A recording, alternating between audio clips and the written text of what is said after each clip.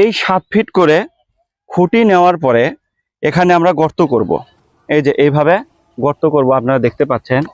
এই গর্ত করার পরে আমরা এই 7 ফিট খুঁটি যে আছে এটা আমরা এইভাবে খুঁটির ভেতর ঢেকে দেব এবং ঢেকে দিয়ে তারপরে খুঁটির গোড়ায় মাটি দিব।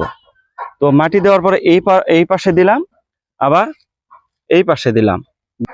এই যে ওপরে যে আপনারা এই গুনা দেখতেছেন অথবা জিয়ে তার, আপনি যদি মোটা কোনো রশি দেন তাহলেও হবে। একটা গুনা দিয়ে কিন্তু টানা দিতে হবে। যদি গুনা দিয়ে যদি না টানা দেন তাহলে কিন্তু নড়বড়ে হয়ে যাবে। জিয়ে তারের উপর কিন্তু আমাদের জালটা আবদ্ধ হবে। এই জিয়ে তারের উপরেই কিন্তু আমাদের শশার গাছগুলো বেঁচে থাকবে। তো তারপরে আমরা জাল দেব। যে এই পাশে যে দেখা যাচ্ছে এই পাশে কিন্তু 4 ফিট, আবার ওই পাশে কিন্তু 4 ফিট। তো আমাদের মাচাটা হয়ে গেল কিন্তু